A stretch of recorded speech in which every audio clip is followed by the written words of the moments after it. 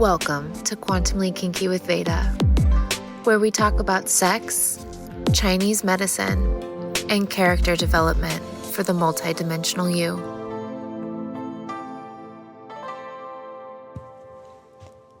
Episode 28, Unwake, You're Woke.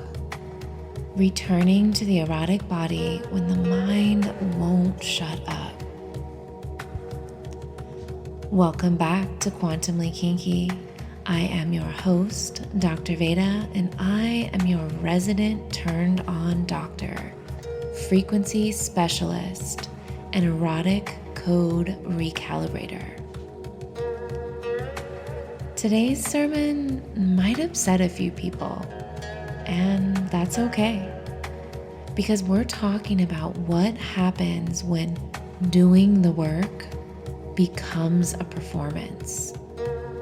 When being woke turns into chronic reactivity, and it turns into people walking around with all their inner heat trapped in their head, out of their body, and nowhere near their turn on. So this episode is a permission slip. No, maybe a dare to unwake your woke. To let go of the mental masturbation of hypervigilance and return to the animal of your body. The pleasure in your cells, the breath beneath your beliefs. Because you can't fuck the world awake while you're stuck in a loop of outrage and personal offense.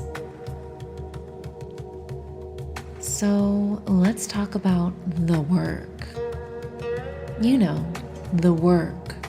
That performance of self-awareness that we've all been sold. These days, therapy speak is everywhere. It's kind of like the new social currency. You say something like, I'm setting a boundary, and suddenly you've signaled your moral superiority.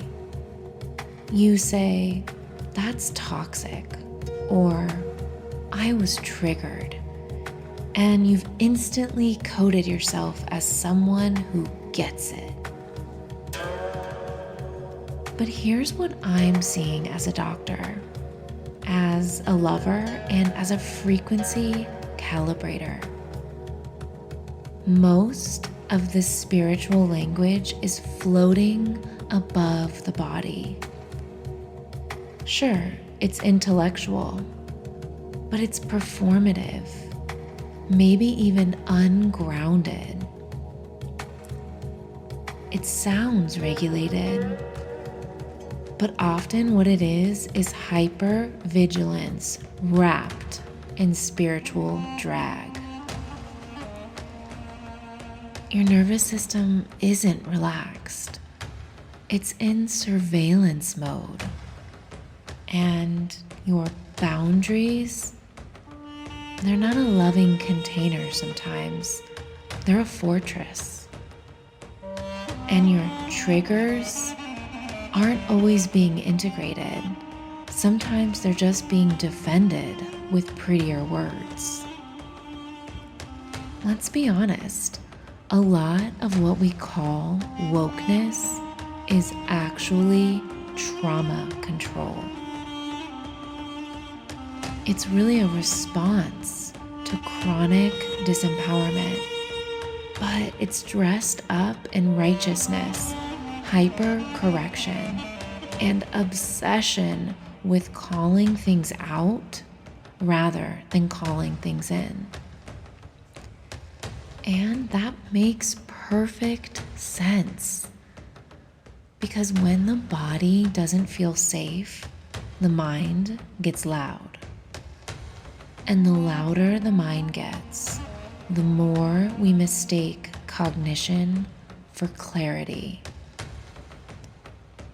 As I like to say, the overemphasis on cognition is the hallmark of a body that has stopped trusting itself. When we've abandoned our body's innate knowing, we will cling to scripts, diagnostics, and any ideologies. Sometimes we'll even mistake mental awareness for transformation, or confuse control with healing. We'll start using the language of somatics while we're living in a psychic straitjacket. But babe, healing doesn't happen at the level of language. It happens at the level of resonance, of touch, of truth in the tissue.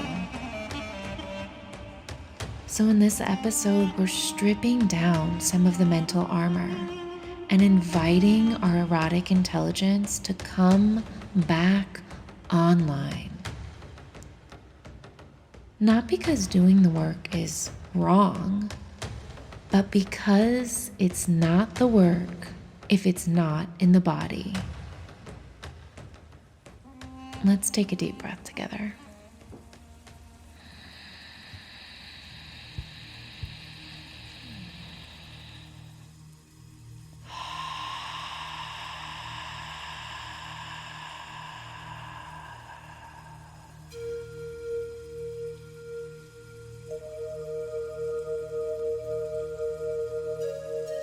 Erotic energy is the antidote to indignation fatigue. And let's get something straight. You don't recalibrate the collective by yelling louder. You recalibrate it by vibrating differently, energetically, erotically, organically. Because indignation is exhausting, and most of us are running on fumes, trying to fight the system instead of frequency matching a new one. And this is where erotic vitality comes in, not as a luxury, but as medicine. You see, your erotic current isn't just about sex. It's your creative voltage, your aliveness, your yes to this moment of living. And when you're plugged into it, you become unshakable. Not because you're avoiding the chaos, but because your body becomes a transmutation chamber. Let's zoom in through an Eastern medicine lens for a second. When your liver chi is stagnant, it cannot flow smoothly. Then it overheats, and that internal heat rises. And what do you get? Irritability, reactivity, and rage disguised as righteousness. So basically, the classic symptoms of being very online in 2025. And here's the deeper mechanism.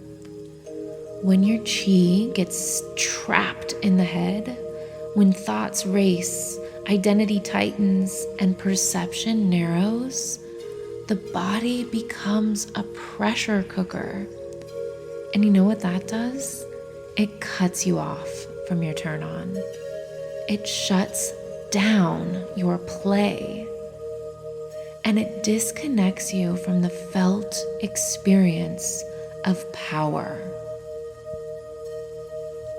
But the body knows exactly how to release this. Pleasure is the anti-inflammatory medication. Play is the pressure valve. And that's why I'm not here just to help you regulate. I'm here to help you re-eroticize. Because when you start flooding your system with pleasure, presence, and primal play, you don't just feel better. You become medicine. You become the signal. And you vibrate in a way that reminds the world what's actually real. And from that frequency, you do not need to convince anyone of anything. You become the recalibration. Let's take a deep breath together.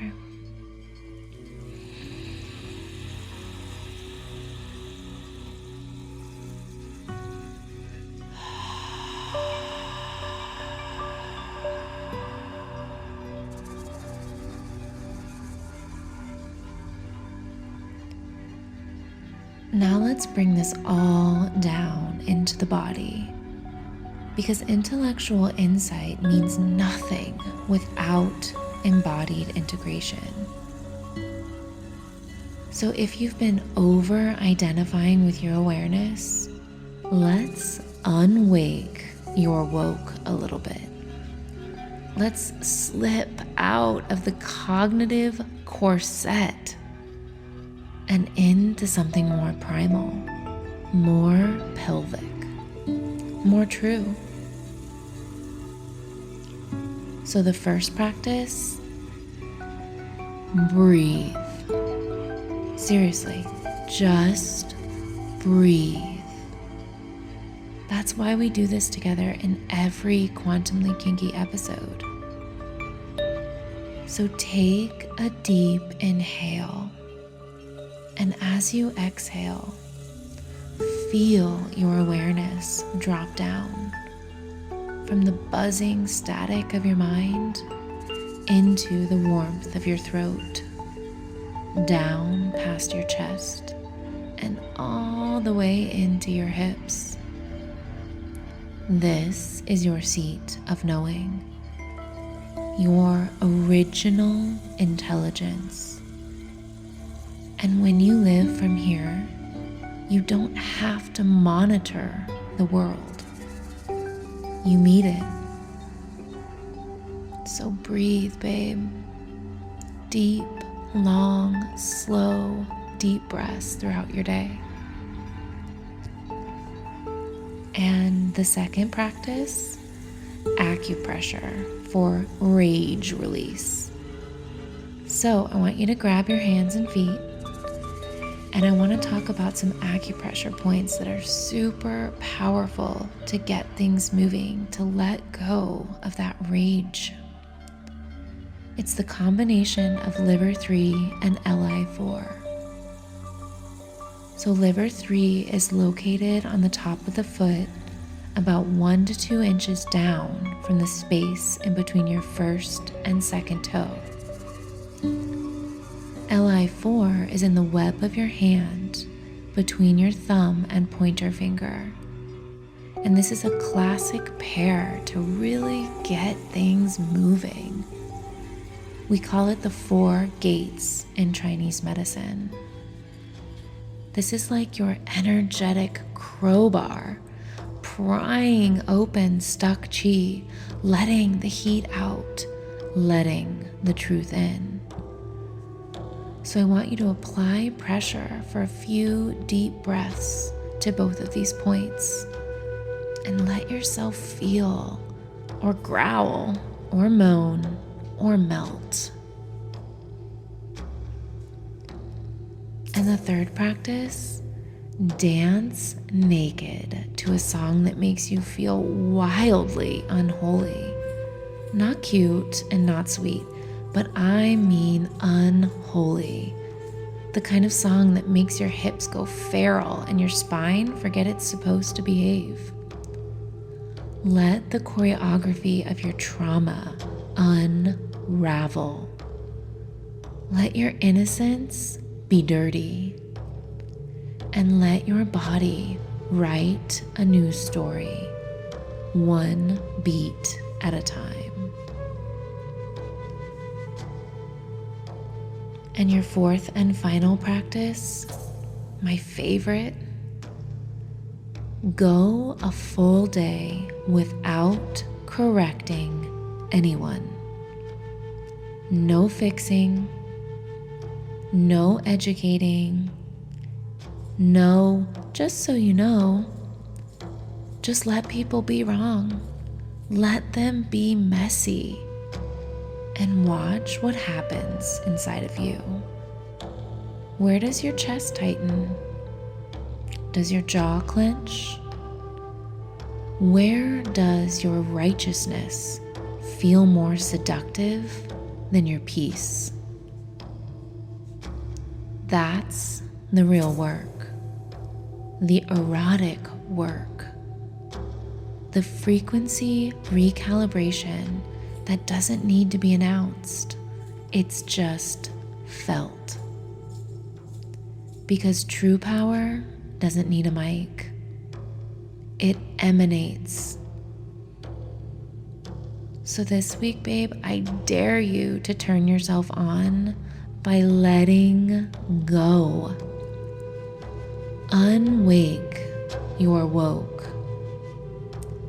Feel deeper than you think. And let your erotic body show you what's actually true. Because there's a difference between being awake and being lit up from the inside. And listen closely. If your awareness does not lead you to more joy, more connection, and more turn on, maybe it's time to unwake your woke. Until next time, stay sexy, stay sovereign, and stay out of your head.